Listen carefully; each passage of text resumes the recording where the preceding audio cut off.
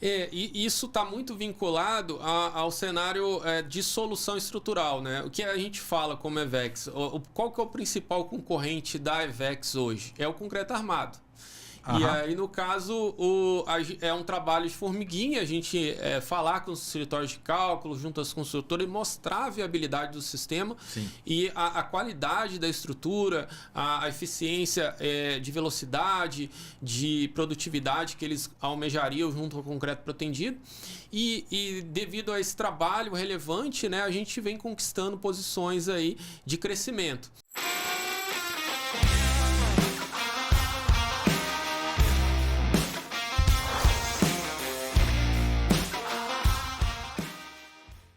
Fala pessoal, mais um ManzaCast e a Convapcast. Nosso canal é dedicado a falar sobre arquitetura, engenharia, trazer todo mundo ligado ao setor da construção civil. Bom, agradecer os patrocinadores Obratec Projetos e Polo Vale Decor. Mandar um abraço também para todo mundo lá da Convap. Hoje eu estou com um amigo aqui, o Pedro da EVEX. Fala Pedro, tudo bem? Tudo ótimo, obrigado pela oportunidade, obrigado aí pelo convite. Pedro Bacarim, ele também faz parte da Convap como patrocinador. A EVEX, né, que é a empresa que ele representa, está lá na Convap. Não é isso, Pedrão? Exato, a gente entrou tem 1 ano e meio aproximadamente. O Vale sempre foi uma região muito importante, falando de São Paulo como um todo, né? E a gente não podia ficar de fora aí numa associação tão forte como a Convap. Com certeza. Bom, vamos conhecer um pouco do Pedro. Conta pra gente quem é o Pedro, como chegou até a engenharia, como foi essa parte da engenharia e como você chegou até a área da proteção, que é uma área que você, né, hoje trabalha na EVEX, né? Isso, sou apaixonado por proteção há muito tempo, né? Me apresentando um pouco melhor, eu sou engenheiro de aplicação do Grupo EVEX, tô no grupo há mais de 7 anos. Sim. E aí, no caso, a minha paixão por proteção aconteceu desde a época de graduação, isso falando dos primeiros anos, né? Uhum. Eu era pesquisador dentro da universidade, participava daquelas competições estudantis. Durante a graduação mesmo, né? Isso, durante a graduação, eu sou feiano, né, da região ali de São Bernardo do Campo. Feiano? Pô, hein? Sim, a FEI é muito conhecida, inclusive... em competições estudantis, né? Falando do Ibracon, que era onde aconteciam essas competições, a FEI ela acaba fazendo muito barulho ali dentro das competições por ter ganhado algumas vezes, por acabar comemorando muito após algumas conquistas lá dentro. E eu acabei tendo a honra de fazer parte de algumas conquistas lá.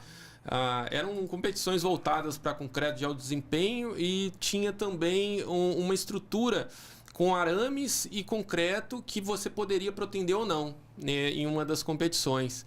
E bem no início ali eu vi que algumas competições que se davam bem nessa competição de forma específica, algumas equipes tinha alguns coordenadores que tinham um certo conhecimento, tinha algumas teses escritas, né, voltadas para proteção. Falei, olha, esse pessoal tá protendendo, né? O que eles estão fazendo que eu também quero fazer, né? Exato. Eu entrei de cabeça dentro da solução e acabei dentro ainda da graduação ousando a fazer proteção ali dentro do laboratório.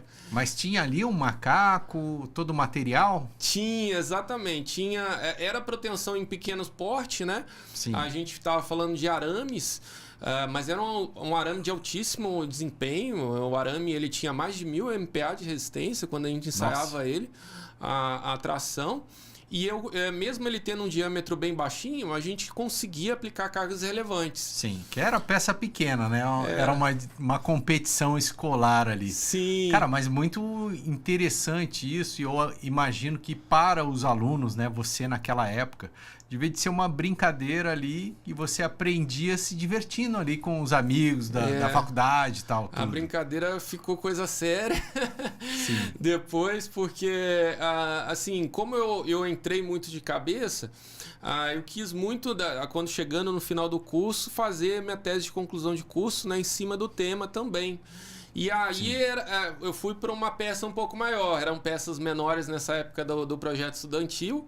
E aí eu fui para vigas para fazer a tese de conclusão de curso, né? Eram vigas maiores que eu consegui ensaiar a parte do ensaio de 4 pontos, a flexão. E aí eu fiz um estudo comparativo. Aí nessa época, para conseguir realmente os materiais que eram mais usuais dentro de proteção, eu entrei em contato com empresas de proteção mesmo, né? Sim. Na minha época era o Concrete Show, o Meu Caminho, por exemplo. Em São Paulo acontece o Concrete Show normalmente. Todo ano, né? E aí os alunos tinham acesso a esse tipo de evento, por ser gratuito também na época. E aí a gente foi se metendo, falando com quem estava ali no evento, voltado para proteção, e o pessoal foi super solícito. Na época tinha o grupo ArcelorMittal, que é a maior siderúrgica do mundo. Atualmente eles são os únicos fabricantes de cordoalha nacional. Sim. E aí, no caso, eles patrocinaram lá, fornecendo ancoragens, fornecendo um cabo propriamente, para a gente conseguir realizar isso no laboratório. Beleza, hein? Aí fizemos, aí foi a primeira porta ali junto a essas empresas de proteção. E um pouquinho depois eu consegui um patrocínio para fazer uma pós-graduação em cima de concreto protendido. Sim. Pela Celord novamente. Eles patrocinaram. Olha que legal, hein? Parabéns à Celor pela iniciativa aí. Sim, eles patrocinaram lá metade do meu curso de pós-graduação e aí eu entrei ainda mais de cabeça no tema. E aí um dos professores do curso de pós-graduação me chamou para trabalhar na EVEX. Que legal, hein? Foi assim, você vê que a educação e o estudo abre portas, né, nesse sentido, né? Muitas. Na verdade, abre portas, janelas e você sobe os steps ali e vai evoluindo na profissão e como ser humano também, né? Então, a educação é tudo, né? Exatamente. Agora, voltando àquela competição da escola, conta lá. E, o cara tava fazendo proteção. Também vou fazer. Volta aí nessa história da faculdade. E assim, foi super particular também essa questão, porque o que acontece? Era um coordenador específico, eu vou até citar o nome dele, chama Fábio Albino. E ele era o coordenador de uma das equipes, se eu não me engano, era da Universidade de Campinas, ali, a Unicamp. Sim. E aí ele organizava junto à Unicamp a competição, ele ganhou na época, era 2012. Sim. E aí, no caso, eu fui mal naquele ano específico, eu era iniciante ainda, estava ingressando nesse tema e pegando um pouco do que era realmente a competição. E aí fui pesquisar sobre ele. Por coincidência ou por destino, ele virou o coordenador desse curso de pós-graduação meu lá na frente. Lá na Olha frente, que legal, quando eu fui fazer o curso de pós-graduação. E aí você já conhecia ele ali, né? Eu conheci ele por conta da competição. Por conta Network, da competição. né? Também, né? Exatamente. E aí, no caso, eu fui pesquisar sobre ele na época na internet e assim, só aparecia proteção. E na época ele estava iniciando, escrevendo um livro sobre radiês protendidos. Sim. E aí, no caso, eu falei, poxa, ele está protendendo essa peça aí. Comecei a pesquisar sobre. E no laboratório era totalmente diferente do que funciona em loco, né? A gente teve que criar uma estrutura de reação para a gente aplicar esse esforço na peça, né? Transferir esse esforço da peça a partir de uma estrutura de reação. E eram macacos cilíndricos mesmo. A gente tem no mercado o macaco que trava, o macaco usual de proteção, ele trava no cabo, né? Estica o cabo. Mas esse do laboratório, eu tinha que usar uma estrutura de reação que empurrava os arames, que era aquele né? o macaco hidráulico que a gente conhece. Exato. Tipo esse que sobe o carro, né? Exato. E assim, eram macacos manuais também, porque o de obra só hoje uma alavanquinha ali, né? Aí esse era na mão ali mesmo, você tinha que ficar perto da peça. E eu sempre era o cara que empurrava a carga ali. Sim. Junto de vez em quando não estourava ali um corpo, não? Pof! Putz, aconteceu, porque assim, era uma estrutura improvisada no laboratório. Aquilo, a gente estava criando uma estrutura para a gente fazer aquele... Era totalmente improvisado a situação. Aí era difícil deixar centralizada e a gente protendia diversos arames simultâneos. E aí, às vezes, a estrutura de reação ela inclinava um pouquinho, um arame ficava mais tensionado que outro. E aí, às vezes, acarretava na ruptura. Mas a gente tomava bastante cuidado também. Como a gente... Era uma coisa pequena também, não tinha tanto risco. Isso. E também os arames lá, eles tinham uma tensão muito alta, a gente tomava cuidado para não chegar na tensão de escoamento, trabalhava bem abaixo. Tinha todo esse cuidado, sim. E a competição, depois você protendeu a peça? Foi. Essa de forma específica que eu perdi, né? Foi em Natal, o Ibracon em Natal. Aí, em seguida, teve um Ibracon de Gramado. Que aí, na época, eu fiquei ainda em segundo lugar, mas era era já uma posição muito boa. Fiquei super feliz, estava nos primeiros anos da faculdade. Aí sim. E aí eu fiquei em segundo. E no ano subsequente foi em Maceió, se eu não me engano. Em Maceió a gente ganhou. Aí foi uma festa. Maravilha, só também. Hein? Foi. Por causa da proteção, graças à proteção. Beleza. E aí, depois você se formou, conseguiu uma bolsa, né? Que falou da Gerdau aqui. Da Arcelor. Arcelor. Isso. E nessa pós-graduação, você conheceu alguém que trabalhava na Ivex? Exatamente. Era, na verdade, um sócio da unidade de São Paulo. Sim. Esse sócio, hoje, ele não faz mais parte do grupo, porque acabou escolhendo outra linha, né? Outra linha de trabalho. E no caso, e na época que eu entrei, era uma época de crise dentro da construção civil. Assim, eu entrei na empresa em 2017 e foi assim, o cenário da construção civil como um todo estava um pouco problemático ainda, né? Não era o início da crise, mas era o meio dela, aproximadamente. E aí foi... Tem a impressão que a gente continua, né, no meio ainda. A proteção ela acabou crescendo bastante, graças a Deus, de lá para cá. Atualmente não seria equivocado chamar de crise. Graças a Deus a empresa tá consolidada hoje. Mas na época foi doído e... É que assim, no Brasil, acho que era o início da proteção, né? Então as pessoas não conheciam ou não tinham projetistas que utilizavam muito essa tecnologia. Falando do estado de São Paulo, isso com certeza é fato, que era o meu cenário, né? Mas falando a nível Brasil, era algo já diluído em vários estados. Sim. A empresa, a gente vai entrar nesse mérito, mas a empresa tem mais de 25 anos, né? Uhum. E aí, no caso, em 99 a gente iniciou lá, né? A gente está falando de 2017.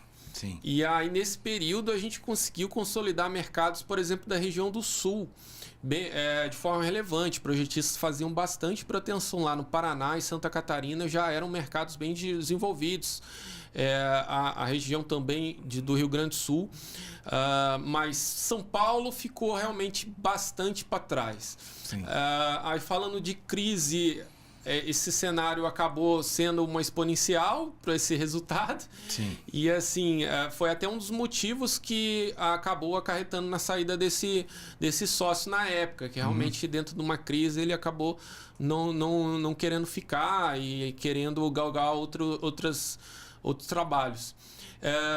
Aí ficou, o Pedro sai, né? Sai junto com o sócio. Eu acabei me reportando direto ao sócio fundador dentro dessa saída, que é o Hernani Simas, e ele escolheu ficar. Ele escolheu, mesmo nesse cenário turbulento de crise, de ausência de lucro, de prejuízo, na verdade, que os anos acabaram nos proporcionando, né, nesse cenário de crise. Ele optou por ser resiliente e perseverar nesse mercado que é São Paulo, né? São Paulo é o principal polo de construção civil, né? Tinha muito potencial, mas realmente exigiu muito investimento para lá na frente a gente colher alguns frutos. Com certeza, né? E hoje a empresa está, né? Imagino que o mercado, mesmo de São Paulo, muito grande, tal, tudo. E o que eu falo para você, daqui para frente, cara, eu vejo um crescimento exponencial aí da proteção. Sim. A gente vem colhendo resultados muito relevantes, né? A empresa hoje ela está com de 300 a 350 obras simultâneas no Brasil. Cara, 300 a 350. Então, deve ter uma equipe gigante, então. Exato. A empresa porque vocês não só fornecem o material, como executam, ou alguns vocês só fornecem o material? Como é que funciona a nível o trabalho da Ivex? Sim, assim, esse número de obras que eu estou falando é execução. Se for contar as obras que a gente fornece, excede esse número. Porque a gente fornece material para diversas outras empresas. Diversas outras empresas. Entendi. E falando só de execução mesmo, que atualmente a gente está com esse cenário. E aí, no caso, a empresa ela tem em torno de 250 colaboradores hoje. Mas você fala, poxa, Pedro, você falou de 300, 350 e 250 colaboradores dá conta disso tudo, né? Porque, assim, são obras que às vezes não tem frente para ser num trabalho. A gente, em obras com ciclos bem arrojados, de 4 lajes por mês, a gente fica full time, por exemplo. Mas obras menores, a gente vai lá em torno de 4 vezes por laje. 4 lajes por mês é uma por semana, né? Se for na mesma torre ali, putz, os caras são rápidos, hein? Exato, e já tem cenários até mais arrojados que isso. A gente fez obras, por exemplo, de 5 lajes por mês. Mais de uma laje por semana? Mais de uma laje por semana. Lá na... Incrível, hein? Incrível. E assim, não só nós, tem históricos de outras empresas executoras de proteção no Nordeste, por exemplo, que fizeram 5 lajes por mês em vários cases. Isso a proteção proporciona isso, né? Sim. Velocidade, produtividade, redução de funcionários é uma das principais vantagens do sistema, que muita gente enxerga às vezes oposto. A gente pode esclarecer isso também e vai esclarecer, mas a proteção, embora ela seja um trabalho complementar ali em loco, ela acaba agregando esse cenário de produtividade devido à redução de insumos. Com certeza. E forma também, né? Principalmente a execução de obra na laje. Cara, aquela laje plana é maravilhosa, né? Exato. A carpintaria agradece. Sim. E aí, no caso, a gente tem uma redução muito grande de carpintaria e escoramento, né? A gente pode entrar nesse mérito também. A ideia, acho que é a gente ilustrar um pouco mais para frente. Mas o escoramento, ele diminui quanto aí da... A gente tem cenários próximos, em média, de um jogo a menos de escoramento. Por que disso, né? A gente trabalha em obras até com 4 lajes por mês. Seria o reescoramento? Exatamente, Entendi. o reescoramento. Porque em obras até 4 lajes por mês, tem estudos recentes até que enfatizam que um jogo e meio de escoras já é suficiente. O que eu estou querendo dizer? Uma laje totalmente escorada, que vai ser a laje concretada, e uma laje reescorada 50%, mesmo tendo um ciclo de 4 lajes por mês. Sim. E por que isso é tão importante? Por que isso é tão relevante, né? Se a gente tem 4 lajes por mês, as lajes abaixo dessa laje reescorada 50, ela não está com 28 dias. E mesmo não estando com 28 dias, ela pode estar com zero reescoramento. Isso é uma vantagem bem grande do sistema. Zero. Por conta da aplicação da força de proteção, né? Nas primeiras idades. As primeiras proteção, né? Proteções, falei errado aqui. Como é que funciona? Você concreta a laje com 7, como que é o ciclo? Da primeira proteção para depois, você faz 50% e depois o 100%? Não. No mercado hoje, em maioria, a gente tem a aplicação da força 100% da proteção nas primeiras idades. Mas não necessariamente com 7 dias. Em média, em grande maioria, sim, das obras nesse nível de 7 dias, mas para ciclos mais arrojados, que é o que a gente estava comentando há pouco, a gente pretende com menos de 7 dias. Por quê? Para a gente trabalhar com esse nível de reescoramento que eu estava citando há pouco, o certo é a gente protender a laje de baixo para concretar a laje de cima. Se eu estou falando de lajes de 4 lajes por mês, a gente está falando antes do reescoramento. Antes do sétimo. Exato. Aí, no caso, a gente tem a necessidade de protender com 4 dias a laje para a gente ter esse cenário de ciclo. E esse nível de reescoramento. Sim. E por conta da velocidade, vocês precisam mexer no concreto para que ele tenha uma resistência inicial ali mais alta? Não. Dependendo da região, é importante... Ela começa no 30 MPa, né? Exatamente. Tá bem técnico o negócio aqui. 30 MPa, para quem não sabe, é a dureza do concreto, tá? Que começa no estrutural com 25, mas na protensão já começa com 30. Exato, o C30 assim, até falando de concreto armado convencional hoje, é muito raro se ter no mercado menos que C30. Falando, nem sendo entrando no mérito do concreto para edifícios, né? Para edifícios. O segmento residencial, lógico que eu recebo mais projetos protendidos, consequentemente eu não recebo tanto, não vou receber projeto abaixo de C30. Mas falando de residências, obras menores que também a gente executa, a gente geralmente vê cenários de C35, o C40 vem sendo cada vez mais comum também, sim, né? Acho que o C40 está mais comum do que o C25 no mercado atualmente. E aí, no caso, acaba não sendo uma barreira esse cenário do concreto, né? Sim. Algo que é importante tomar cuidado, mas depende muito da região. Por exemplo, a região do norte é o modularidade, que é um outro parâmetro, uma característica do concreto, que ele, de forma mais simplificada, você pode galgar ele a partir da resistência à ruptura, que é o FCK, mas no caso existem formas mais assertivas de se conquistar ali o módulo da cidade. Mas falando de sudeste para baixo, principalmente sul do país, o módulo é muito tranquilo. O que eu chamo de tranquilo, né? Existem módulos altos. Mas esse módulo altos. É por causa do clima ou por causa do agregado? Por conta do agregado. Areia? Não, geralmente a brita. A brita. Exatamente. No sul do país, o agregado graúdo geralmente é basalto. O basalto ele tem resistências e módulos muito altos. Sim. E o basalto, a região é muito rica em basalto, geralmente é basalto utilizado ali no concreto. Na região do sudeste para cima, a gente tem a utilização do granito como agregado graúdo. Ele já tem módulos de elasticidade um pouco mais baixos. Mas, mesmo assim, pelo menos no Sudeste, atende muito bem o cenário de proteção, mesmo em FCKs mais baixos, que eu chamo de mais baixo, o 30, né? Que a gente estava falando há pouco. Legal. Conta pra gente, quantos anos de EVEX já o Pedro tá? Sim, eu tô na EVEX há 7 anos, né? Um tempo relevante já. E aí, no caso, eu fico aqui como engenheiro de aplicação, atendo esse cenário comercial, tanto nos escritórios de cálculo como nas construtoras, faço esses trabalhos de fomentação. Legal. Junto ao mercado.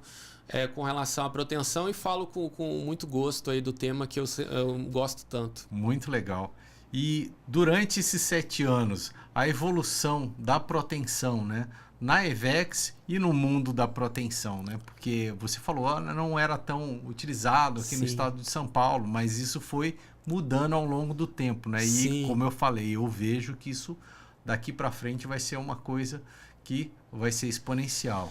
E isso está muito vinculado ao cenário de solução estrutural, né? O que a gente fala como EVEX? Qual que é o principal concorrente da EVEX hoje? É o concreto armado. E aí, no caso, é um trabalho de formiguinha, a gente falar com os escritórios de cálculo, junto às construtoras, e mostrar a viabilidade do sistema. Sim. E a qualidade da estrutura, a eficiência de velocidade, de produtividade que eles almejariam junto ao concreto protendido. E devido a esse trabalho relevante, né, a gente vem conquistando posições aí de crescimento. Hoje eu comentei que a gente está em torno de 350 obras, mas esse cenário é bem recente mesmo, não foi assim mil maravilhas durante todo esse percurso, né? Sim. E aí, assim, está realmente exponencial. A partir da pandemia ali, falando de 2020, a gente conquistou uma posição relevante, falando assim de 3 vezes o volume que a gente tinha anterior a esse cenário de 2020. assim, na crise, embora a gente não galgou boas posições, foi feito um trabalho muito grande de fomentação. O mercado ainda não estava com dinheiro para investir, mas os projetos estavam na gaveta ali para serem lançados, né? Se já havia no mercado a solução proteção como algo com potencial. E aí a pandemia veio, mas junto com a pandemia veio um boom da construção civil, né? Sim. E aí esses projetos saíram da gaveta e a gente conquistou assim, um volume mais de 3 vezes o que a gente tinha anterior ao cenário pandemia. E assim, as construtoras vão se conversando, as obras vão virando um banner ali de divulgação, né? E esse cenário vem crescendo de forma gradual por conta também disso, né? Não é só os vendedores agora da EVEX, são as próprias obras que fazem o nosso trabalho. Beleza. E aqui no Vale existe um potencial enorme, né? Tem já algum trabalho, algumas empresas, regiões que utilizam há algum tempo. Conta pra gente desse trabalho da EVEX aqui no Vale do Paraíba. Sim, assim, o Vale, ele foi, principalmente na época de crise, no estado de São Paulo, o principal polo de concreto protegido do estado, sabe? Região de Taubaté, Aparecidas, tinham consumos bem relevantes na época. Sim. Porque, assim, o interior tem uma inserção maior da proteção e ainda tem do que a capital. Assim, parece até desconexo, né, o assunto, mas só que é por conta realmente da possibilidade que o interior traz da gente conversar com as pessoas que acabam decidindo, o acolhimento, né, junto às construtoras. E assim, o interior saiu realmente na frente com relação à capital nesse tema por conta dessa abertura e dessa possibilidade. Maravilha. E aí, no caso, não foi diferente para São Paulo. E atualmente a capital vem abraçando mais o sistema, mas o interior sempre esteve na frente e ainda está com relação a volume. E São José é um grande potencial, né? Aí ele está falando que Aparecida, Taubaté, nem comentou São José, mas aguarde que vem, o pessoal aqui vai trabalhar bastante com proteção, pode esperar. Sim. A gente tem aqui umas fotos dos produtos e também material da EVEX. A gente vai mostrar para você esse material e aí a gente vem comentando em cima das imagens aqui. Sim. Por exemplo, essa foto, né, que é a capa hoje que a gente utiliza com muito orgulho pela empresa, é uma obra em Miami que a gente conseguiu fornecer os materiais de proteção.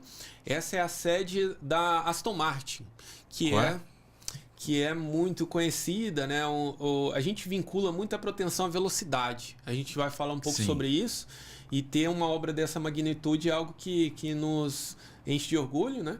Esse é um pouco da distribuição da empresa, já a caráter global. É uma empresa curitibana, porém ela cresceu aí de forma internacional, né? É um orgulho nosso como brasileiro também ter conquistado outros países.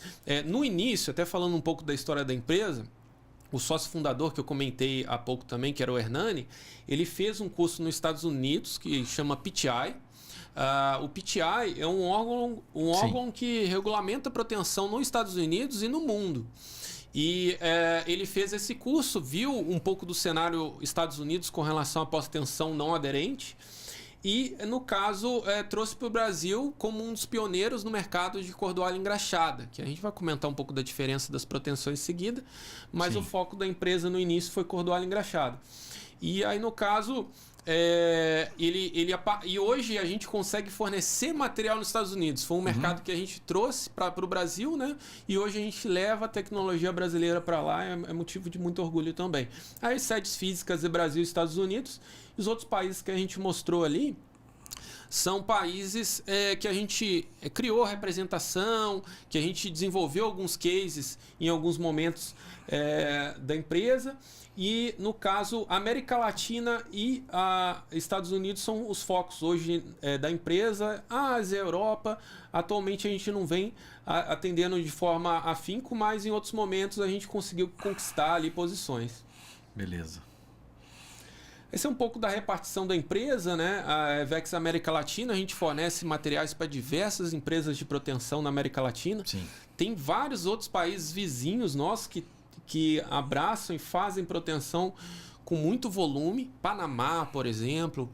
O Panamá são edifícios altíssimos, são né? Altíssimos. E são protegidos. Lá é algo que eles abraçam bastante. Argentina, Paraguai faz muita proteção em pisos industriais, lajes nervoradas protegidas. Existe a unidade da EVEX North America, né? Que é a unidade dos Estados Unidos que eu comentei. Atualmente a gente tem 3 unidades lá, fornecendo em estados diferentes. EVEX Escoramentos no país. Aqui a gente atende mais a região do Paraná com escoramentos. Não necessariamente São Paulo aqui devido à logística, mas a gente atende também nessa questão do escoramento, com escoramento convencional mesmo. Sim. Barrote, longarina, escora pontual, torre. OnQuits a gente vai falar deles, mas é uma startup dentro do grupo que a gente desenvolveu. E a Atlas, que é uma das principais empresas do grupo, é a segunda maior empresa de proteção nos Estados Unidos. Mas eles sendo o segundo maior lá, eles têm 14 vezes o nosso volume no país. Isso mostra o quanto a proteção tem a crescer ainda, mesmo a gente sendo o principal player no mercado hoje, tendo em torno de 300, 350 obras que eu comentei. A gente não está nem perto do volume do americano, né? Sim. Isso mostra o quanto que o sistema tem a crescer ainda nacionalmente. Sim. Aqui é um pouco da indústria da empresa. Além desse galpão, a gente tem uma outra unidade atrás aí desse galpão. A gente locou recente uma área semelhante. E lá a gente fabrica os macacos hidráulicos, fabrica as ancoragens e cunhas. A empresa hoje ela tem o domínio praticamente de toda a proteção. A única coisa que a gente não fabrica é realmente a cordoalha, né? A cordoalha, atualmente deixa eu passar aqui. Só a Celor fabrica. E no caso existem importadores também no mercado. Mas o principal volume é nacional mesmo, que é do grupo Acelor. Sim. E um pouco das diferenças, né? Isso é um ponto bem importante a gente tocar, porque a gente está falando de proteção em obras residenciais, casas aqui, né? E o que trouxe viabilidade para esse cenário, né? Foi a tecnologia da cordoalha engraxada, o sistema não aderente de proteção. Porque é um sistema muito mais fácil de ser executado, exige uma menor infraestrutura, existem menos acessórios e aí existem menos processos no sistema construtivos. Porque eu estou citando esse ponto? Porque o aderente, que é a imagem do lado, a gente esse aqui. Exato, que é a imagem central ali da foto, é uma tecnologia que exige a questão da injeção da nata. Sim. Que é um processo realmente mais complexo, um processo um pouco mais trabalhoso. E aí, no caso, no sistema não aderente não exige esse processo, né? A gente não tem uma etapa a menos ali e muito menos infraestrutura. Porque, assim, para a cordoalha, a gente vai mostrar no slide seguinte, exige uma menor infraestrutura, como eu citei. Por exemplo, o macaco hidráulico, ele é muito menor, né? A gente, nessa imagem, visualiza o equipamento e lá é um equipamento que a gente protege um cabo por vez. Se eu puxo um cabo por vez, eu preciso de um equipamento muito menor para realizar essa proteção. Consequentemente, facilita bastante esse cenário, né? Tá? O que eu estou querendo dizer? Eu mudei aqui para o mouse entrar na tela aqui. Até para explicar melhor esse aqui cenário, é um macaco, né? Então tem o conjunto, uma bomba aqui. Exato. Isso aqui não é colado aqui, tem uma mangueira. Ele coloca aqui o cabo de aço aqui e esse macaco puxa esse cabo de aço aqui. Exatamente. Tá pro lado de fora ali, na verdade. Exatamente. Muita gente confunde isso também, né? Poxa, mas você puxa o cabo e você aplica compressão na estrutura, né? Isso é uma dúvida frequente no mercado também. É que o cabo ele funciona como um elástico, né? Ele trabalha na sua propriedade elástica. E se eu puxo a cordoalha, ele vai querer voltar para o seu estado inicial, Sim. aplicando assim a compressão na estrutura. E assim, concreto é muito bom a compressão e o aço trabalha a tração ali na estrutura, né? Se eu tenho menos tração a partir da aplicação da força de compressão, que a proteção traz, eu tenho menos necessidade de aço. Isso ajuda muito a viabilizar essa estrutura. Economiza muito no aço, né? Da positivo e negativo ali da laje. Exato. Aí a empresa ela se muniu de diversos certificados, né? Até por conta do cenário internacional que a gente atua. E aí a gente teve que trabalhar com diversas certificações, tendo a honra também de ser certificado pelo PTI, né? Que é o órgão que eu comentei, né, há pouco, que é dos Estados Unidos, exato, que é o principal órgão do mundo hoje voltado para concreto protendido. E no caso, a gente ensaiou as ancoragens lá, passou tudo certinho. Até esse ensaio, para me fazer entender, é um ensaio de tração, né? Do qual a gente tem as ancoragens na extremidade do cabo e a gente traciona até ao ponto de ruptura daquele aço. As ancoragens ficaram intactas e o aço rompeu, né? Por conta do seu estágio de ruptura, que a gente expôs ele à ruptura, mas as ancoragens ficaram intactas. Isso mostra que é realmente qualidade do material. Beleza. Tá? Aí do lado é uma certificação que é a DNVGL, com uma certificação é a mais custosa que a gente tem, que a gente precisou tirar para as torres eólicas. O laboratório é alemão aqui, né? É alemão, exatamente. Foi em Hamburgo que a gente precisou fazer esse ensaio. A gente mandou as ancoragens para lá para serem ensaiados a fadiga. Por que fadiga, né? Eram ancoragens para as torres eólicas. E aí a torre ela movimenta muito, expõe a ancoragem a um cenário de fadiga, né? De esforços contínuos. E aí é um ensaio caríssimo, mais de R$1 milhão se a gente fosse converter. E assim, se não passasse, a gente perdia o ensaio, né? E a certificação. Mostra o quanto a gente acredita no nosso material e o que a gente entrega hoje no mercado. Beleza. A DAI é uma certificadora de Curitiba mesmo, nacional, que ela certificou os tampões, que a gente vai comentar um pouco mais em seguida, que é um produto patente EVEX, com relação a insight de permeabilidade, comportamento térmico do produto.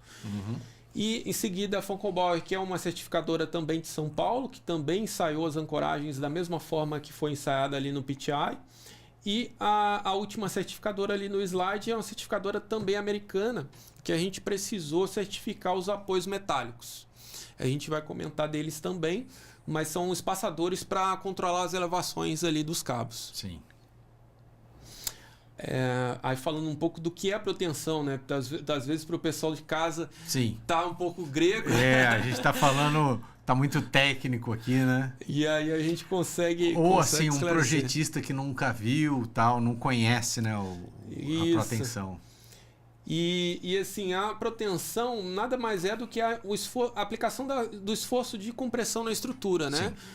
A partir da aplicação de tração nos cabos. Sim.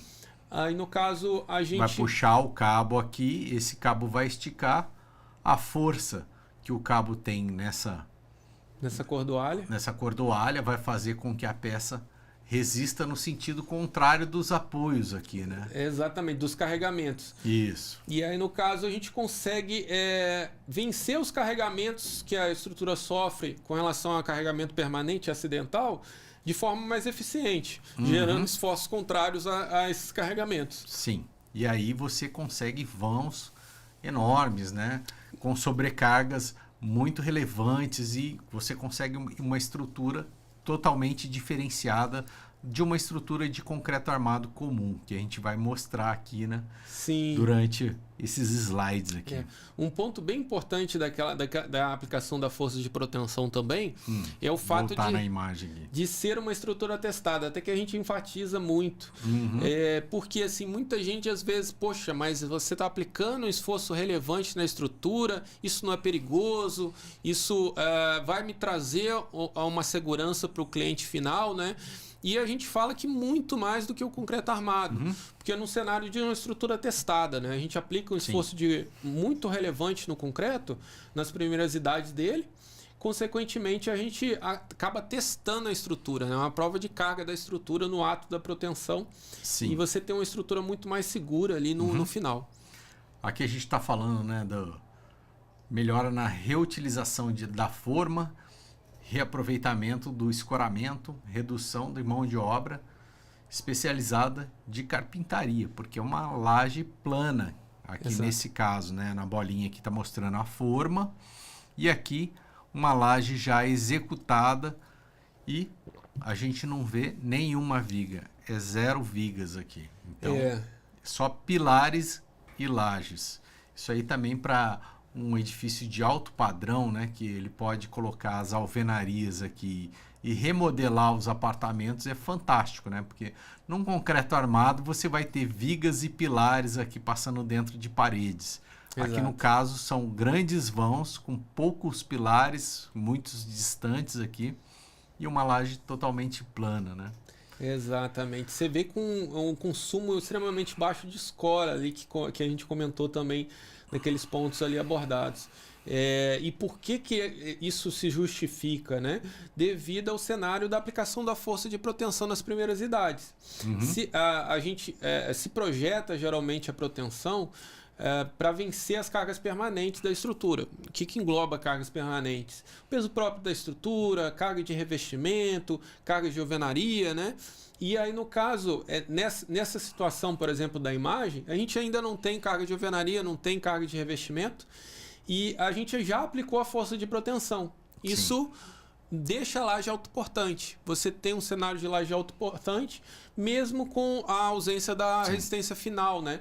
Porque a gente está falando de ciclos bem arrojados, 4 lajes por mês, até 5 lajes por mês. E isso acaba dando essa possibilidade para nós. Sim. Economia das fundações, por conta de ter menos vigas, lajes e concreto, você acaba diminuindo o peso total da estrutura. Seria isso, né? Também, principalmente, mas também vinculada ao cenário de redução de pilares. Porque senão... Diminui carga também. Porque se a gente tem mais vão, a gente tem menos pilares. Sim. E aí, no caso, a gente tem uma redução principalmente de pontos de estacas, né? Mesmo com cargas iguais, por exemplo, comparando duas estruturas com a mesma carga. Certo. Se uma estrutura tem um vão maior do que a outra, você acaba tendo menos pontos de fundação. E isso faz com que a gente tenha uma produtividade bem maior ali na etapa de fundação. Beleza.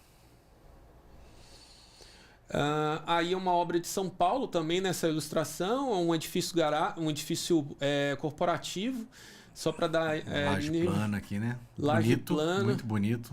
Exato, e são vãos gigantescos. A gente está falando de entre pilares ali na parte da frente, em torno de 15 metros, tá? Aqui? Exatamente. É um pé direito duplo aí nesse tipo, em todos os pavimentos. Tem um mezanino ali intermediário. E lá embaixo, no pavimento térreo, a gente tem um pé direito triplo. Eu falei desse vão da frente ali, né? Mas atrás tem um vão ainda maior, que é em torno de quase 30 metros ali na parte de trás. Legal. E aí tem as vantagens aqui. Maior economia, estrutura testada, maior produtividade, facilidade executiva, liberdade arquitetônica. Maior economia nas fundações que a gente citou aqui. Exato.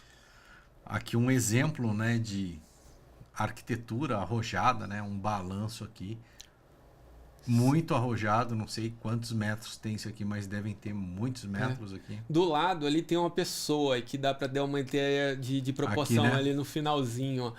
Esse balanço... Isso aqui deve ter mais de 10 metros, né? E eu acho que talvez um pouquinho menos, talvez uns 8, eu acho que nessa magnitude. E essa aqui, de baixo, é uma obra residencial, né? Mas muito arrojada, com uma arquitetura, um design aqui. Ela tem um núcleo central aqui. E essa casa praticamente flutua em cima aqui, numa estrutura de concreto armado. Protendido, né? Concreto protendido, desculpe. Mas o concreto protendido não deixa de ser armado, né? Isso é importante também. Esse aqui é uma laje plana desse lado aqui, né? E aqui uma laje alveolar, né? Não é alveolar. Uma de cubeta, nervurada. Nervurada, isso. Exato. A vantagem grande, você vê na imagem da laje maciça, por exemplo, a laje plana embaixo, que a gente consegue... Vão de garagem aqui, né? É, manobrabilidade de carros, você tem uma qualidade ali de produto muito maior, né? A gente enfrenta nas nossas garagens aí com uma certa frequência um cenário da gente não ter uma certa dificuldade de parar o carro ali nas vagas, né? Aí num cenário que a gente tem em torno de 3 vagas de garagem entre vãos, que é em torno de 7,5 metros, que é o padrão de obras protendidas, por exemplo, a gente tem uma qualidade de manobrabilidade, uma qualidade de cenário de vaga, né? Vagas mais largas, muito maior do que a estrutura em concreto armado. E um outro ponto importante é a ausência de vigas e passagem das instalações sem furação, né? Sim. Tô vendo aqui, ó. Passagem da instalação elétrica ali, a gente não precisa de furação porque não tem viga. Aqui uma laje plana também, né? Muito bonita, né? Isso. Dá essa vantagem grande para os clientes de personalizar. Como a gente não tem as vigas e tem uma baixa densidade de pilares, o cliente consegue quebrar a alvenaria ali num quarto, fazer uma sala expandida. Modificação, né? Uma modificação com praticidade. Isso é como funciona, a gente está falando aqui, poxa, tudo bonito, muito bonito na teoria, mas como é que funciona na prática, né? E aí a gente consegue ilustrar um pouco o cenário ali construtivo da proteção. Você monta normalmente escoramento e forma. Dentro posteriormente à forma, a gente já entra na obra sinalizando a forma aonde vai passar os cabos. A gente marca ali no madeirite com marcadores industriais aonde vai passar o cabeamento. Em paralelo a esse processo, o pessoal lança armadura positiva. Em lajes maciças, trabalha muito com tela. A gente até nessa foto a gente vê a tela soldada, né? E é muito comum na laje protendida por conta da ausência de recorte. Paginação fica bem mais fácil numa laje maciça dessa, porque a gente não tem recorte de viga. Usa ele inteiro, né? Usa ele inteiro, aí a tela rende bastante. E assim, a armadura, o pessoal da armação também acaba tendo uma produtividade muito maior com a tela. Sim. Aí em seguida tem um posicionamento dos cabos, que é sobre a nossa orientação e auxílio. A gente vai estar ali em obra orientando o pessoal a lançar todos os cabos, mesmo já tendo feito a marcação anteriormente. E tem a orientação também do posicionamento das ancoragens na extremidade da forma. Tá? É importante enfatizar que o cabo ele vai pré-industrializado já para a obra. A gente já cortou os cabos de forma certa, já travou a ancoragem passiva. E aí é um sistema industrializado, né? É um processo que a gente faz anteriormente. Esse aqui, no caso aqui, é a ativa ou é a passiva? Esse é a ativa. É ativa, por que eu sei que é ativa, né? Na ativa a gente tem alguns elementos complementares do que na passiva. Por exemplo, esse travamento junto à forma com esse tirante ou com arame, em alguns casos é necessário na ancoragem somente ativa. E a questão do adaptador e o pocket form, né? O adaptador é essa mangueira preta atrás e o pocket form é a forma de nicho que vai na frente da ancoragem. Sim, aqui, né? Exato. Que ela é necessária somente no lado ativo. Aqui já com a negativa por cima, né? Isso, você lança negativa. Exato. No Brasil, nos Estados Unidos, a gente tem uma vantagem com relação à proteção, que a norma deles possibilitar fazer com zero armadura passiva, né? Aqui no Brasil a gente tem a necessidade da armadura mínima passiva, que é os vergalhões. Aí tanto no negativo quanto no positivo é necessário ainda o vergalhão, mas de forma muito menos densa do que no concreto armado. A gente trabalha geralmente com a armadura mínima, né? Sim. E em seguida ali tem a conferência, porque durante todo esse processo de proteção tem uma RT nossa vinculada à proteção. E assim, muita gente tem muito receio, mas poxa, um método que eu não tenho domínio, é algo que quem que vai se responsabilizar por isso? A empresa de proteção. Nós, no caso, a gente tem uma RT vinculada que consegue se responsabilizar por esse processo. Aí tem uma liberação do engenheiro ou encarregado experiente nessa etapa anterior ao concreto. Sim. Se concreta normalmente e anterior à aplicação da força de proteção é necessário a ruptura dos corpos de prova ali, que é o controle tecnológico concreto. O FCK mínimo para se aplicar a proteção é 21 MPa. 21 MPa é 70% de 30, né, que a gente comentou há pouco, que é o SK mínimo para se trabalhar com a estrutura protendida é o 30, porém para protender eu preciso só de 21. Entendi. Desde que o projetista verifique ali com 21 MPa o ato da proteção, né? Geralmente ele coloca nas notas. Aqui já fazendo a proteção, né? Esse aqui é o macaco hidráulico e aqui a máquina que vai fazer o esticamento aqui do cabo. Isso. Aqui já tem um cabo do lado. Exato. Né? E aqui a máquina vai fazer a proteção. Exato. A bomba de forma externa ali, né? Mas, poxa, mas como é que funciona o acesso? Você precisa de uma estrutura periférica? Essa foto mostra que não, né? A gente geralmente protende ali pela extremidade da laje. Lógico, com segurança, com linha de vida, com cinto de segurança, sempre travado. E a gente amarra também o equipamento junto à linha de vida para não ter nenhum tipo de problema com relação a esse ponto. Sim. Mas é um processo que trabalha ali na extremidade. Cada cabo demora em torno de 1 minuto para se protender. É bem rápido o processo. Beleza. Aí você corta a sobra da ponta aqui. Exatamente. E aí fecha o nicho, né? Exatamente. Isso aqui tá todo o ciclo da proteção. Aí, o que fez a empresa crescer, né? Poxa, Pedro, você está me falando de uma empresa de 25 anos brasileira que está em vários países. O que justifica, né? Isso tudo e além de bastante trabalho, a gente acabou inovando em algumas tecnologias e criando algumas patentes. Sim. Que acabou fazendo com que a empresa chegasse em outros países, por exemplo, que a gente vai comentar pouco, aí nessa foto ilustra praticamente todas elas, que é o sistema semicapsulado. A gente está falando ali do conjunto de ancoragem ativa, tá? Sim. Que é o lado que a gente traciona. Muita gente tem essa dúvida também. Pedro, você puxa o cabo dos dois lados?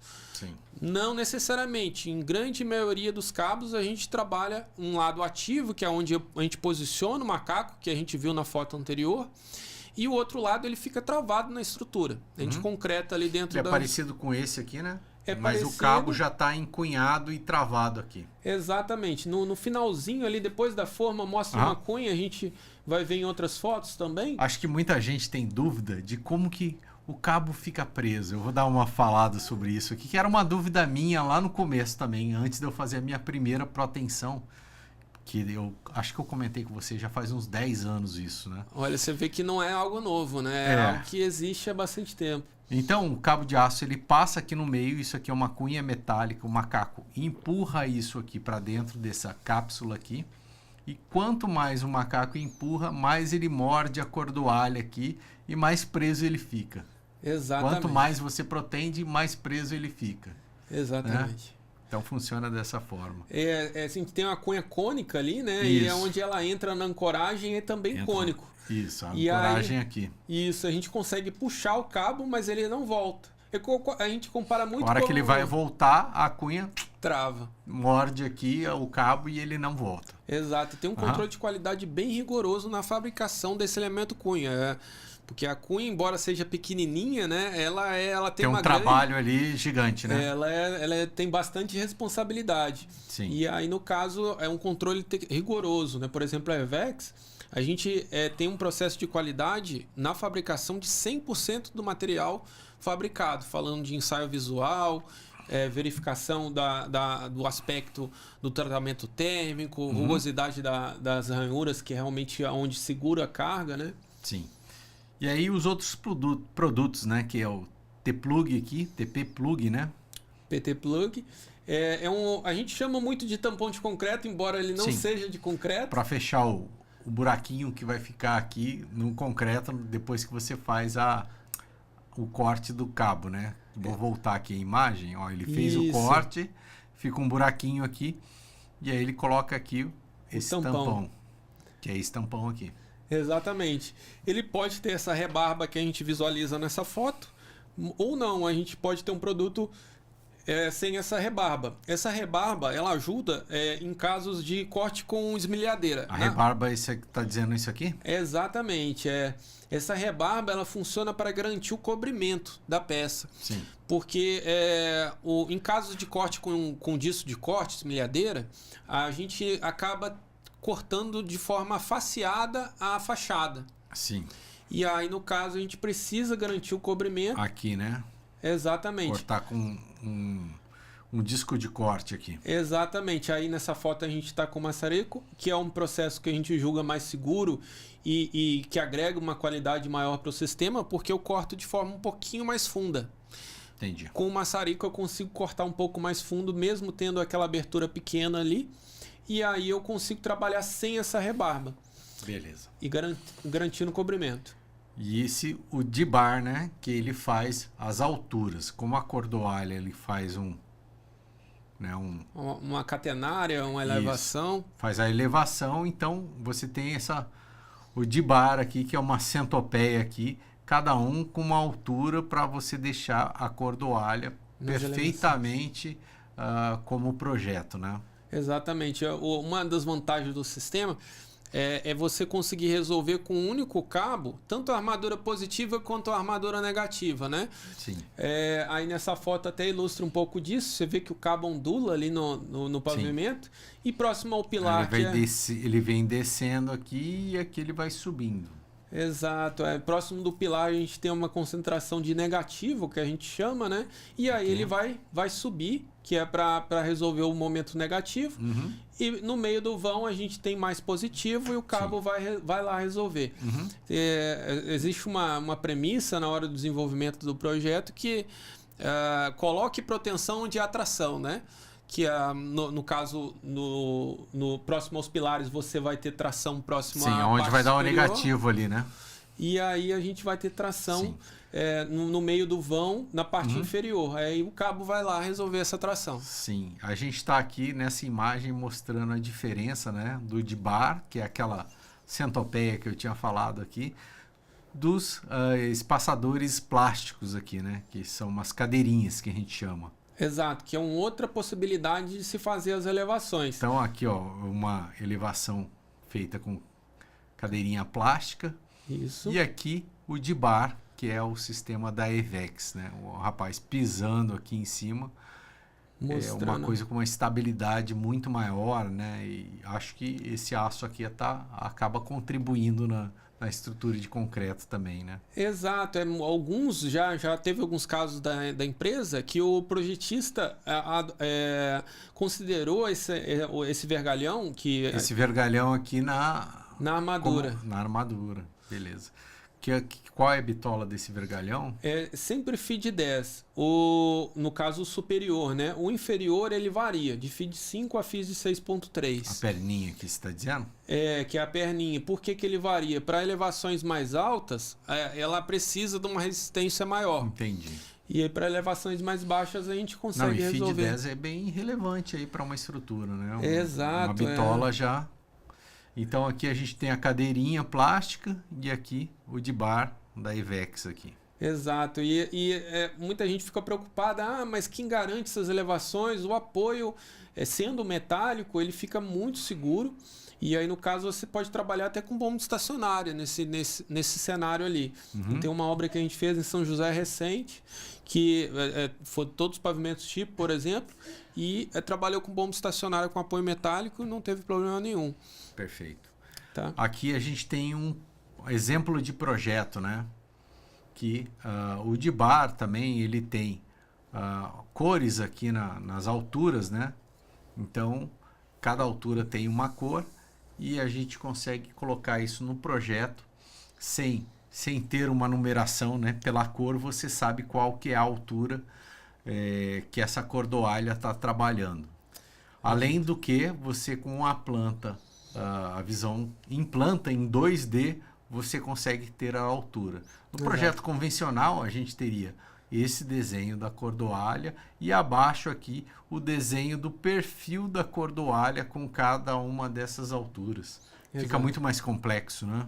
Fica, que a gente acaba tendo em loco, tendo que trabalhar em muitos casos com duas folhas, né? Falando de uma laje como um todo, não necessariamente esse perfil em corte que você comentou está numa única prancha. Aí uma prancha tá as elevações e na outra tá o projeto em planta.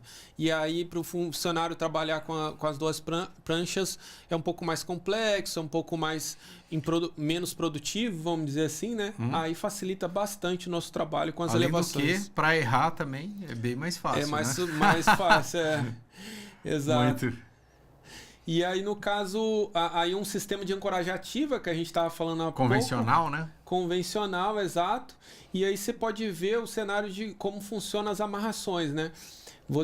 Amarrado com arame aqui, né? Exato. Tem algumas empresas que trabalham com prego, por exemplo. A gente não orienta tanto o arame, ele fica mais seguro, principalmente quando você tem uma reutilização da forma relevante. O prego, se você reutilizar bastante a forma, ele vai tender a não ficar tão firme. Sim. E aí o arame a gente consegue travar com uma certa segurança. Mas o sistema EVEX ele acaba melhorando ainda mais esse processo e deixando mais produtivo. A gente já mediu em loco em torno de 20% mais rápido e além de isentar a mão de obra especializada, né? Porque é um elemento, você pode ver, não tem nenhum tipo de amarração de arame e a gente acaba não necessitando do Isso aqui é armador. plástico? E tem uma porquinha plástica aqui? Exatamente. É plástico. Por que é plástico? Até para melhorar o comportamento do sistema, no sentido de mitigar a corrosão, né? A corrosão com proteção ou com concreto armado como um todo é algo que a gente tem que mitigar o máximo possível.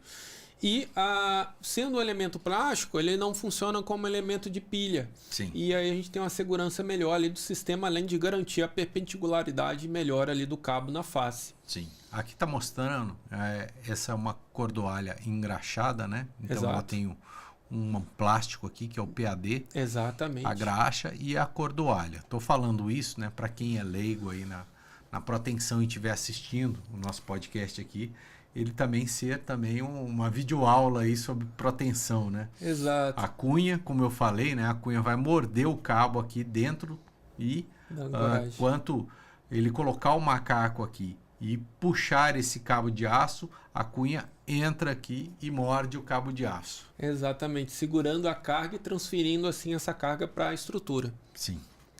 E aí, no caso, visualmente mostrando um comparativo, né, entre o convencional e as tecnologias EVEX, que você pode ver que é realmente bem mais simplificado no sentido de montagem, no sentido de não necessitar do armador ali para posicionar essa ancoragem, por ser totalmente de encaixe, um ajudante consegue nos ajudar ou contribuir nesse processo de montagem. Né? Aí um processo do nicho de proteção, né? Falando do sistema convencional novamente. E no convencional a gente precisa aí trabalhar com a gente chama de cap, né? Que é essa tampinha plástica que vocês visualizam, exato. E dentro dessa tampinha plástica é importante passar graxa, encaixar na pontinha do cabo, que é depois que a gente corta, e depois grautear para proteger. Porém, é um sistema que, em alguns casos, se feito com não tanto afinco, você vai ter uma certa permeabilidade, uma argamassa às vezes que pode ela fica trazer. Muito porosa, né? Cheio de bichocas aqui. E aí acarretar às vezes numa certa oxidação. Inclusive tem uma pesquisa nos Estados Unidos que foi lançada em 2019 que mostrou esse cenário de oxidação em alguns casos junto ao processo de fechamento com grout. Sim. Aqui já o sistema da EVEX, né? Exato, que é o pit plug, né, que a gente comentou dele, e no caso ele faz a função de fechamento de forma mais eficiente, porque é um produto com uma baixa permeabilidade, ele é feito num cenário industrial de forma anterior à etapa de obra e acaba acarretando num produto mais impermeável, com uma maior segurança, né? E ele garante aquela questão do cobrimento, né, que a gente falou atrás. Se ele não entrar, é porque eu não cortei certo, e aí ele vai acusar ali também, tá? Aí mostrando melhor esse cenário em outras imagens, Sim, né? Aqui é a imagem do convencional, né? Exato. E aqui o pit plug aqui. O pit plug, exato. O convencional ali, realmente o pessoal acabou. Essa obra aqui tava bem feinha, né? Bem feinha, né? Mas a gente pegou uma fotinha particular aí. É, isso aí. Mas, e aí uma última tecnologia da empresa, né? Que é o controle tecnológico da proteção, né? O que garante que você colocou a carga certa, Pedro? É essa etapa aí. É o alongamento da cordoalha, né? É o alongamento do cabo. Ela é de projeto. E também a carga não faz parte? Sim, mas assim, o que é o importante para a gente como executor é a carga. O que o funcionário toma como referência e é o que ele tem como orientação tomar como referência é a carga. Uhum. E aí, no caso, mas o que garante que ele aplicou essa carga ou não? É esse ensaio, que é o alongamento. Uhum. A gente faz a mede, né? Marca o cabo. Primeiramente, se marca o cabo, você vê que tem uma marca de tinta ali nos cabos. A gente marca anterior à etapa branquinho de proteção. Aqui, né? Exatamente. Que aí depois você vai medir esse alongamento com uma trena. Mede com uma trena, exato. Isso no método convencional, né? Que aí você passa para uma prancheta, da prancheta passa para uma planilha e depois envia por e-mail. Sim. Aí a gente tem um processo muito mais seguro e mais rágil, que é o OnQuits, que é aquela startup que eu comentei que existe dentro do grupo, que ela partiu a partir de uma patente, né? A gente fez uma parceria com um professor da Coreia do Sul, do qual ele estava desenvolvendo esse hardware, que é um hardware que ele vai acoplado no equipamento normal de proteção, que é esse que ilustra a imagem. Sim, aqui a bomba, né? Isso. E aqui o macaco. E aí, no caso, ele mede pressão e distância. Ele tem esses dois parâmetros. Ele mede a pressão do equipamento hidráulico de forma segura, com sensor, e também a distância que o equipamento percorre ali no processo de proteção. Uhum. E ele se comunica via Bluetooth com o celular do operador. Certo. O celular do operador se comunica via internet com um software, e esse software você, da obra, consegue ter acesso, ou o projetista consegue ter acesso de forma rápida, né? Sim. A gente passa um treinamento a partir do fornecimento desse sistema para ambos. Fantástico, né? Fica bem mais seguro e rápido. E aí vem o know-how, né? As obras executadas. Quem está fazendo hoje no mercado, Pedro, está falando, mas assim, é algo realmente plausível, algo que é feito, né? E a gente ilustra bastante algumas obras emblemáticas, por exemplo, a gente mostra uma das melhores aqui nas imagens. A Natura, que é um edifício bem emblemático, esses balanços. Cara, o vão aqui Putz, quantos tem aqui? Tem em torno grande. de 15. Em torno de 15 e o balanço em torno de 7,5 ali a 8. Exato. Nossa. Bonito, hein? Era uma laje nervurada, protendida, Esse né? prédio aqui também é lindo, né? Esse era da Cirela, a obra do lado da Natura era da Rotif. Esse edifício comercial, o Morizono, ele era projeto do Francis Associados lá em São Paulo, do lado era do Vereb. Ali do lado a gente tem uma obra da Rocontec, lá de São Paulo, que é um edifício residencial, exato. Um edifício residencial lá na capital, em Moema. E do lado a gente tem uma obra bem emblemática em São Paulo hoje, uma das principais, na verdade, que é um edifício comercial. Cara, que lindo, hein? Olha aqui os pilares, aqui em ângulo, meu. Exato, em V ali, né? Era uma estrutura que englobou todas as soluções. Que é esse aqui? Foi o Graziano que projetou e quem executou foi a Fonseca e Mercadante. Nossa, fantástico. Do lado uma obra junto à Racional, que a gente fez para o Itaú, o maior centro corporativo do Itaú ali no Jabaquara, e essa foi a última torre que eles construíram, era toda protendida. E do lado um outro edifício comercial que a gente falou em outro momento, né, que é ali na Rebouças. Sim. Muito bonito, né? Essa laje plana aqui, nossa, a obra... Chama muita atenção mesmo lá. E ela fica muito limpa, né? Realmente muito bonita. E você vê que a laje ela não tem uma espessura tão relevante. Né? E como a gente citou, né? A obra acaba virando um banner de divulgação da solução, né? Sim. Muita gente passa lá na frente, olha, como foi possível fazer isso? Quem está envolvido? E a gente acaba crescendo muito em função disso. Ali outras obras, é um residencial ali na região também de São Paulo, muito próximo àquela outra obra da Rebouças, é a Pedra Forte que construiu essa obra.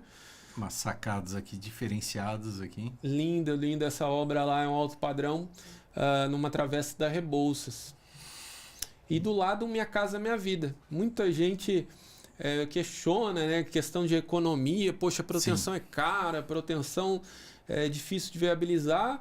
Nem tanto. A gente mostra aí que realmente está consolidado, inclusive em obras...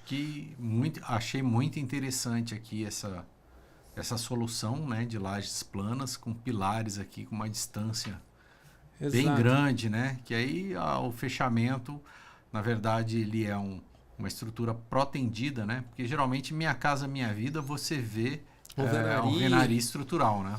Exato. Aí o que viabiliza bastante para essa construtora, por exemplo, é o cenário de redução de mão de obra.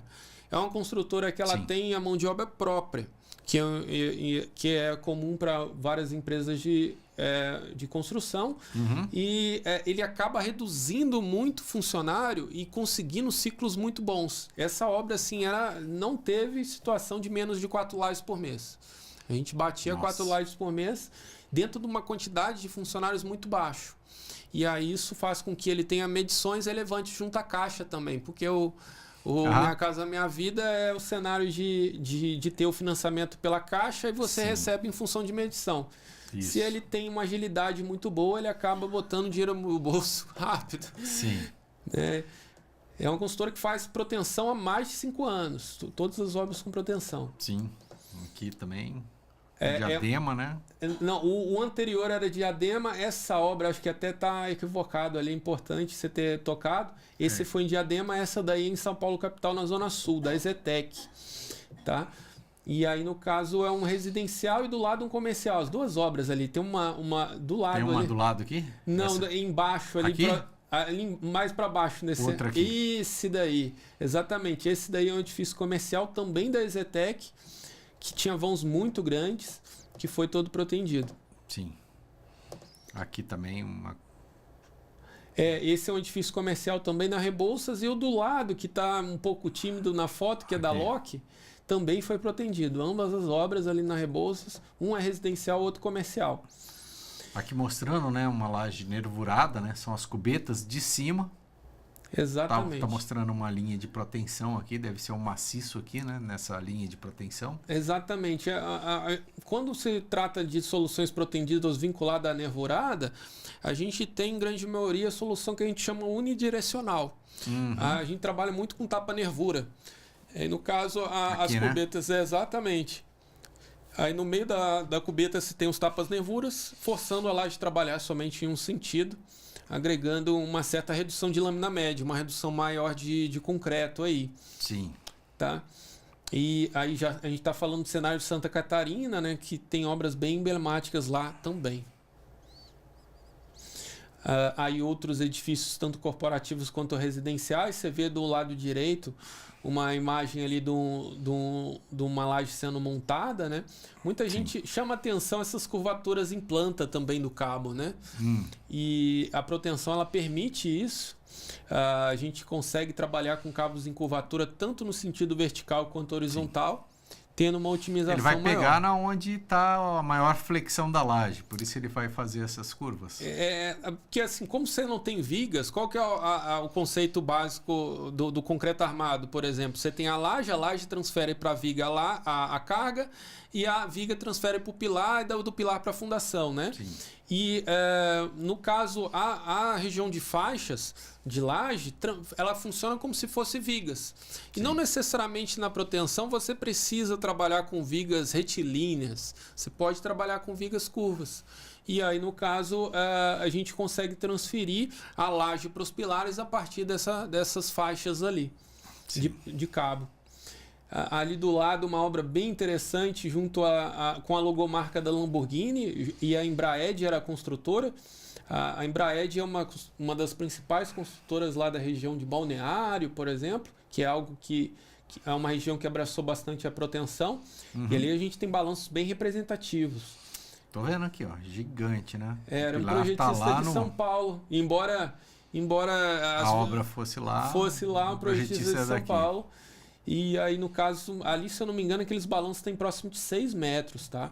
Uhum. E a gente está falando da região ainda de garagem, que aí tem cargas representativas também, e um altíssimo padrão ali com a logomarca da Lamborghini. Além dessa obra Isso aqui é uma loja, né?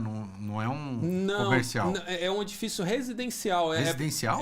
É porque aí tá com a torre baixinha ainda, a foto não... a gente entendi. pegou no início da obra. Assim, compra um apartamento e ganha um carro, né? Não é o prédio da Lamborghini. Teve esse mito lá, pelo menos teve esse mito lá na região. Legal. Eu acho que é mito, não era fato não, mas boa parte dos adquirentes lá tinha sim uma Lamborghini. Olha, nossa, bonito, hein? Aí são outros prédios, né, comerciais da região também, Blumenau, né, que também são polos grandes, né, são regiões que cresceram muito com a construção civil. Aí uma estrutura em concreto aparente residencial também com proteção, né, uma torre não tão alta. Bonito esse aqui, essa laje plana com esse vidro aqui. Nossa, ficou isso é um ponto legal. bem importante também do sistema, que permite agregar junto à arquitetura na fachada, né? Sim. Você consegue ter esse aspecto também que a proteção permite de forma econômica. Sim, esse aqui também é muito bonito. É um hotel que a gente realizou lá na região, Palhoça. Chapecó, que é uma cidade pequena, né? A gente estava comentando do interior de São Paulo, que abraçou muito o sistema. Nos outros estados acontece algo semelhante também, onde a gente tem pequenas cidades acolhendo o sistema. E, assim, edifícios altos, né? Chapecó. Isso aqui é uma obra altos. residencial ou é um prédio de pequeno porte? É um prédio de pequeno porte. Eu não tenho certeza se é residencial, eu vou ficar te devendo. Sim. Que até para reforçar essa região, até é o diretor direto da construtora, da Evex, que atua, né? Que é o Vinícius. Eu fico em São Paulo capital, mas é uma região que a gente tem muito como referência e sempre pergunta também para eles. Esses são edifícios bem emblemáticos. Uma laje aqui com balanços relevantes. Bem relevantes. Em ângulo, né? Esse aqui também, né? Sim. Você uma vê coisa diferenciada aqui, né? Exatamente. A proteção, ela traz essa ferramenta para o projetista, né? Que é usar, né? A gente tem, às vezes, Esse aqui é bem alto, hein? Bem alto, Esse não é o mais alto que a gente fez lá na região, mas é um dos maiores. A gente está fazendo o maior edifício residencial protendido do país lá, que é de 58 pavimentos. Camboriú mesmo. Camboriú, Em São Paulo, a gente está fazendo a maior torre corporativa do país também, que é uma obra bem emblemática junto à W Torre, que é mais de 208 metros. Sim. Aí Curitiba, né, que é a nossa casa, vamos dizer assim, né, que foi onde a empresa se consolidou no início. São obras antigas, são obras que mostram que o sistema está no mercado há muito tempo e é testado mesmo. Sim. Tá? Edifícios corporativos, residenciais. Curitiba aqui também, Ponta Grossa, Paraná. Aí a parte de shoppings, né, que a arquitetura usual também já pede vãos relevantes e é algo que a proteção agrega bastante. Hospitais, a região de residenciais, você vê uma obra próxima do Museu do Olho ali, residencial aqui, que a gente fez recente. O museu, né? Curitiba. Isso. A construtora é uma das maiores lá, que foi, ou se não a maior, que é a Cron, que fez aquela torre ali no residencial. Em Curitiba está passando também por uma transição muito grande de edifícios altos. Mudou também o plano diretor lá, tendo obras bem altas lá. Aí outros edifícios comerciais que foram feitos por nós há bastante tempo atrás. E aí já obras de outro porte, né? A gente falou bastante de predial, agora obras também de infra, que a empresa atua, por exemplo, torres eólicas, é um mercado muito forte. Aqui a proteção é no pilar aqui do... Exato. Porque ele é muito alto, né? Exato. A proteção, ela viabiliza mais em torres a partir de 80 metros de altura. Essas torres que a gente executou tinham 120 metros de altura, que é bem alto. E ele protende em cima? Ou embaixo? Embaixo. A gente posiciona o equipamento hidráulico lá embaixo. É uma estrutura oca, né? A gente tem anéis que são ligados pela proteção e lá embaixo a gente tem como se fosse um caixão perdido. E aonde a gente ancora a proteção e traciona por ali. Sim. Então você entra aqui, É quase uma casa ali dentro. E aí, no caso, aí são edifícios, no caso, estádios, né? Que a gente tem muito orgulho. A empresa tem grande parte dos diretores sendo atleticanos, no caso, o Atlético Paranaense. Sim. E a Arena da Baixada foi uma das principais obras aí nossa.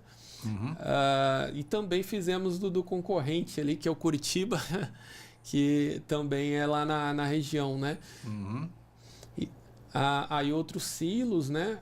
Que a gente fez proteção tanto diametral quanto proteção nas lajes. O silo da direita é um silo... Esse aqui? Não, esse aqui. Isso. Esse daí a gente fez proteção diametral, né? Ligando as placas ali. A gente tinha proteção ligando as placas, aderente aí no caso. Era uma consultora de Campinas, embora seja uma obra em Ortigueira, Paraná. A gente era uma consultora de Campinas, Rio Verde, e era uma obra da Clabin. Para quem não conhece, isso aqui é um sistema de tratamento de água, tá? Isso aqui vai girando, joga produto químico aqui, ele vai recolhendo um material sólido aqui. Exatamente. Era para tratamento da água utilizada para a fabricação de papel celulose, né? E aí do lado tinha um silo de grãos, que era do Grupo Ambev. Eram silos ali para a parte de cerveja mesmo. Eram lajes intermediárias protendidas ali. Certo. E aí outras obras de Curitiba, bem emblemáticas, né? Arquiteturas arrojadas. Mas não que necessariamente precise disso, né? Mas a proteção ajuda a fazer acontecer. Por exemplo, essa obra, que é uma obra bem bonita, que já está pronta lá na região da Flórida. A empresa também atua em outros países, como a gente comentou. E são todas lajes lisas. Hard Rock Café Hotel. Exatamente, cassino lá. E aí, no caso, a gente tem muito orgulho de ter participado de um case como esse. São lajes lisas protegidas, pilares bem curvos. Não está escrito aqui, mas que eu já passei perto lá. Olha só, eu queria ter passado também. Aí, no caso, outras obras na Flórida. Lá nos Estados Unidos, como a gente citou lá no início, é um país assim, que é um polo de proteção. Lá é normal... usar, né? Eles usam até em radier de casas e tal. Exatamente. Radier é um dos principais consumos deles, na verdade. O mercado até vem mudando. Riverland Shopping. Exato. Também em Miami. Muita proteção. Boston. A gente já construiu mais de 60 cases lá nos Estados Unidos, fornecendo materiais. Costa Rica, San José. Essa obra também chapa da Costa Rica, San José. Exato, lá foi uma obra bem emblemática que a gente executou também proteção lá, né? A gente forneceu todas as tecnologias, o apoio metálico, tirante plástico, sistema semi-encapsulado, tampão, e teve uma altíssima produtividade, eram lajes muito grandes. E conseguiram atuar com muita rapidez aí, porque era um prédio corporativo do grupo da Amazon. Sim, parece que tem bastante também placa solar aqui. Exato, tecnologia, né? E Egito também, que foi um case que a gente construiu com muito trabalho, né? Era uma obra em concreto protendido aderente. Na época a gente conseguiu também assessorar na execução e fornecimento de materiais. Maravilha, hein, Pedro? Nossa, essas soluções, a gente viu aí muitos prédios executados, muita coisa bonita, tecnologia muito boa, né? Essa execução. Parabéns aí pelo trabalho da Ivex, parabéns para todos envolvidos na Ivex e parabéns para você, Pedro. E cada vez mais, como eu falei, é um futuro e também nós aqui da Obra Tech Projetos, a gente também vai utilizar bastante esse sistema e aí a gente conta com a Ivex para assessorar nesses trabalhos e também realizar o trabalho aí de proteção, né, e toda a assessoria que vocês fazem nesse tipo de trabalho. Sim, eu agradeço a oportunidade e a confiança também, né? Conte conosco nesse cenário. A proteção é realmente algo que já entrou para se consolidar como uma solução segura, né? Mais do que validada. A nível nacional e a nível internacional nem se fala, né?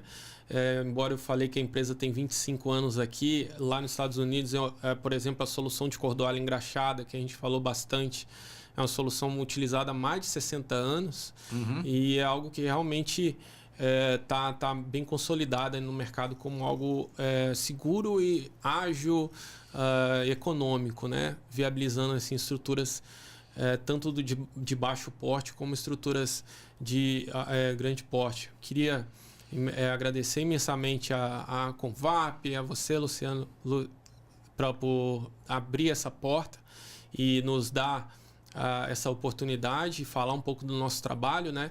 Gostaria de me deixar aqui solícito também para todos que queiram fazer um estudo junto à estrutura de concreto protendido. A gente acaba fazendo estudos em parceria com escritórios de cálculo como o seu e abrir essa porta, né? Esses estudos a gente consegue através dessas parcerias de forma gratuita e não custa nada você pelo menos ver se realmente cabe esse produto, né? A gente falou aqui bastante, mas a gente pode mostrar também. A EVEX hoje a gente vem abrindo a porta também na nossa fábrica para mostrar para todo mundo aí todo o controle de qualidade que a gente tem na fabricação e o cuidado que a gente tem junto a esse processo. E me deixo à disposição aí para fazer acontecer São José, protender tudo. Com certeza. Eu já vou falar aqui com o pessoal da Convap para a gente fazer uma palestra lá mostrando, né, tudo que a EVEX faz e a proteção também, né? Gratidão pela sua participação aqui. Valeu, pessoal. Mais uma vez, gratidão à Convap, o ManzaCast, agradecer também os patrocinadores, o Abratec Projetos e Polo Vale Decor. Um abraço e até a próxima.